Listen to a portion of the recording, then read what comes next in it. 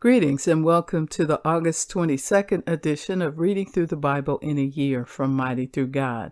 Today we'll continue with Job, starting with chapter 4 through chapter 7, verse 21.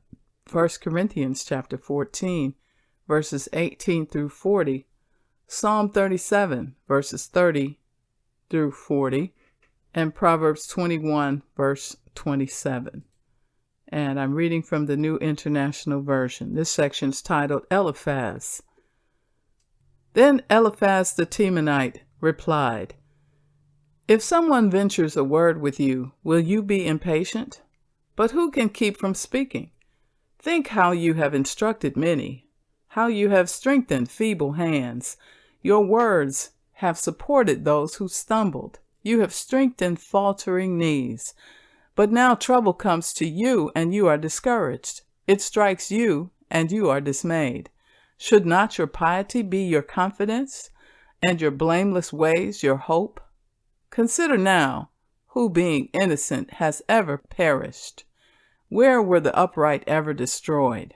As I have observed, those who plow evil and those who sow trouble reap it. At the breath of God they perish. At the blast of his anger they are no more.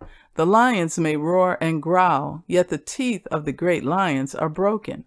The lion perishes for lack of prey, and the cubs of the lioness are scattered. A word was secretly brought to me. My ears caught a whisper of it.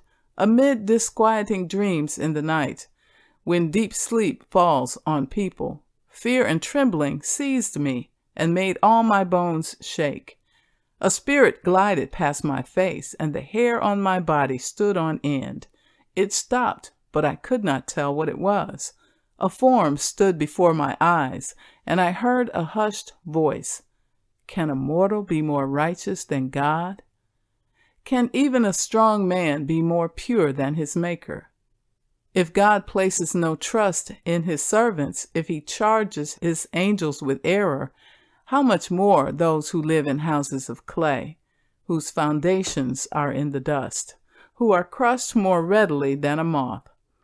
Between dawn and dusk, they are broken to pieces, unnoticed, they perish forever.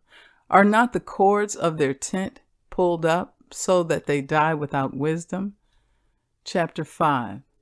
Call if you will, but who will answer you? To which of the holy ones will you turn? Resentment kills a fool, and envy slays the simple. I myself have seen a fool taking root, but suddenly his house was cursed. His children are far from safety, crushed in court without a defender. The hungry consume his harvest, taking it even from among thorns, and the thirsty pant after his wealth.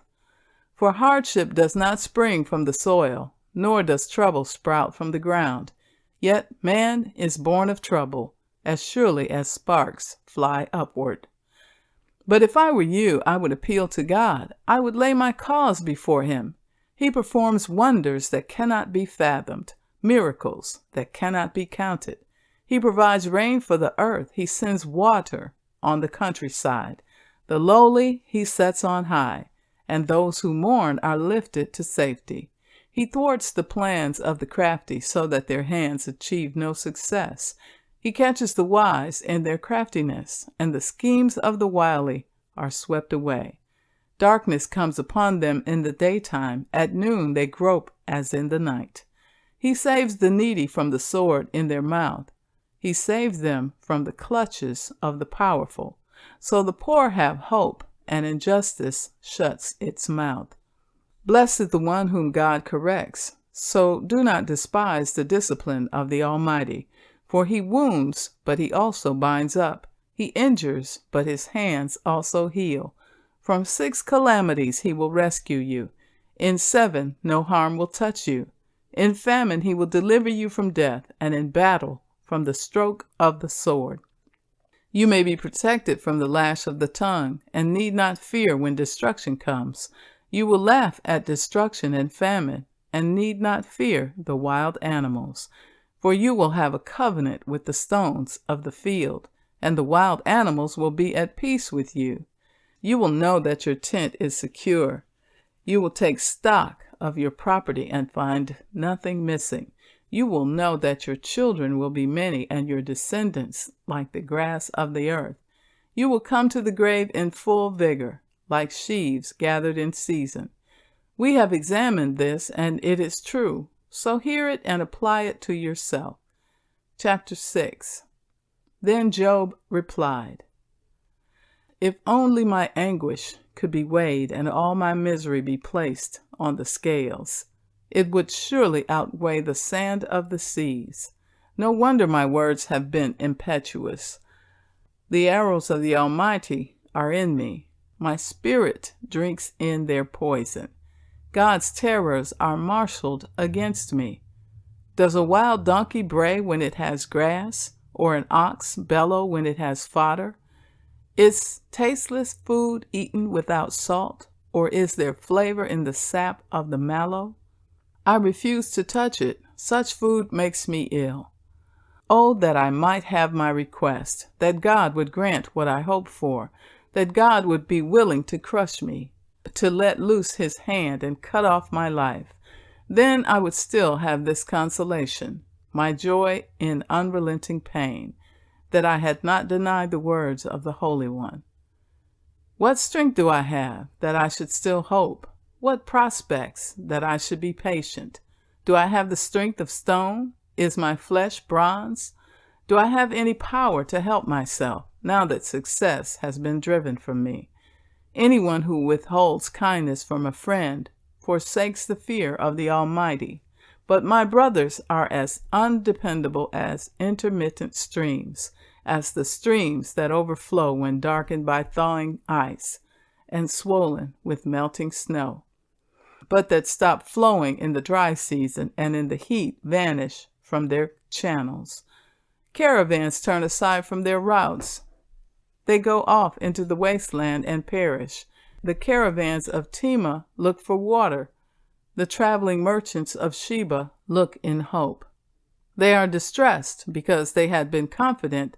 They arrived there only to be disappointed. Now you too have proved to be of no help. You see something dreadful and are afraid. Have I ever said, give something on my behalf? Pay a ransom for me from your wealth? Deliver me from the hand of the enemy. Rescue me from the clutches of the ruthless. Teach me, and I will be quiet. Show me where I have been wrong. How painful are honest words. But what do your arguments prove? Do you mean to correct what I say, and treat my desperate words as wind? You would even cast lots for the fatherless and barter away your friend. But now be so kind as to look at me. Would I lie to your face? Relent. Do not be unjust. Reconsider, for my integrity is at stake. Is there any wickedness on my lips? Can my mouth not discern malice? Chapter 7. Do not mortals have hard service on earth? Are not their days like those of hired laborers, like a slave longing for the evening shadows, or a hired laborer waiting to be paid? So I have been allotted months of futility, and nights of misery have been assigned to me. When I lie down, I think, how long before I get up? The night drags on, and I toss and turn until dawn. My body is clothed with worms and scabs. My skin is broken and festering. My days are swifter than a weaver's shuttle, and they come to an end without hope. Remember, O God, that my life is but a breath. My eyes will never see happiness again. The eye that now sees me will see me no longer. You will look for me, but I will be no more, as a cloud vanishes and is gone. So one who goes down to the grave does not return. He will never come to his house again. His place will know him no more. Therefore I will not keep silent.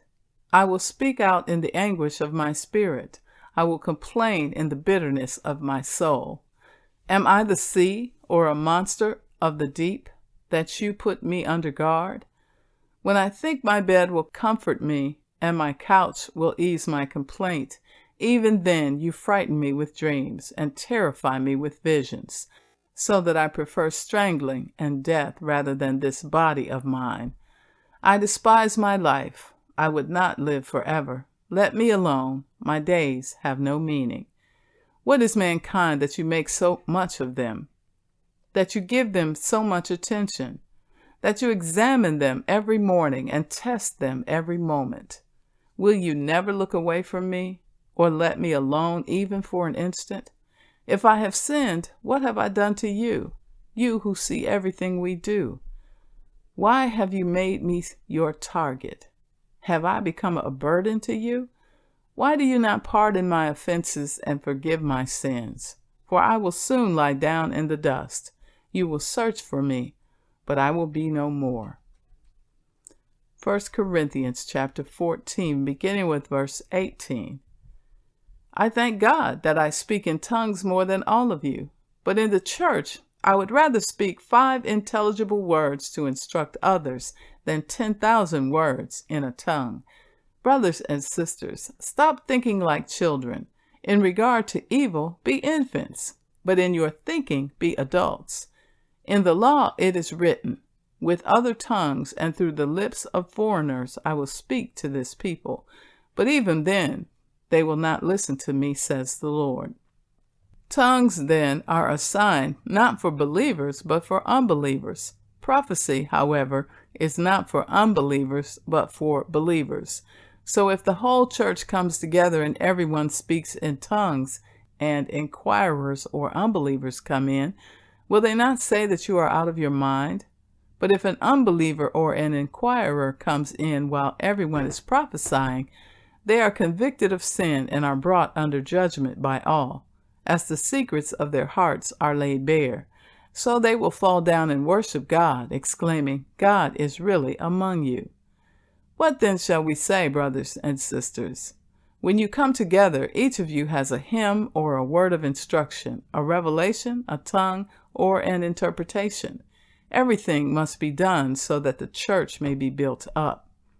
If anyone speaks in a tongue, 2 or at the most 3 should speak, 1 at a time, and someone must interpret.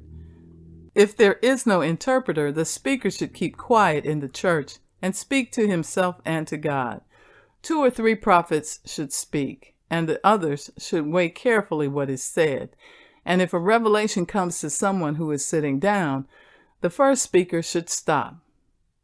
For you can all prophesy in turn, so that everyone may be instructed and encouraged. The spirits of prophets are subject to the control of the prophets. For God is not a God of disorder, but of peace, as in all the congregations of the Lord's people. Women should remain silent in the churches. They are not allowed to speak, but must be in submission, as the law says. If they want to inquire about something, they should ask their own husbands at home, for it is disgraceful for a woman to speak in the church.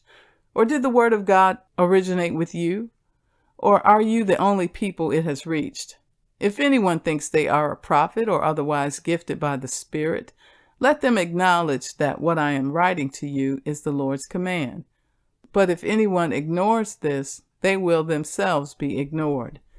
Therefore, my brothers and sisters, be eager to prophesy, and do not forbid speaking in tongues, but everything should be done in a fitting and orderly way.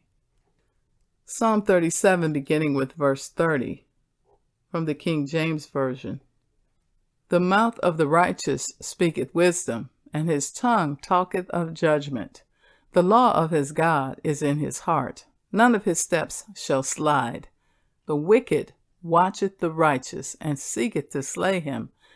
The Lord will not leave him in his hand, nor condemn him when he is judged. Wait on the Lord, and keep his way, and he shall exalt thee to inherit the land. When the wicked are cut off, thou shalt see it. I have seen the wicked in great power, and spreading himself like a green bay tree. Yet he passed away, and lo, he was not. Yea, I sought him, but he could not be found. Mark the perfect man, and behold the upright, for the end of that man is peace. But the transgressors shall be destroyed together. The end of the wicked shall be cut off.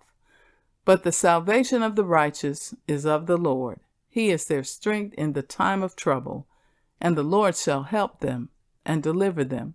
He shall deliver them from the wicked and save them because they trust in him. Proverbs 21, verse 27. The sacrifice of the wicked is detestable, how much more so when brought with evil intent. And so concludes the reading for August 22nd. May the Lord continue to bless you indeed. Tune in tomorrow for a continuation of reading through the Bible in a year through podcast or on YouTube. Be blessed.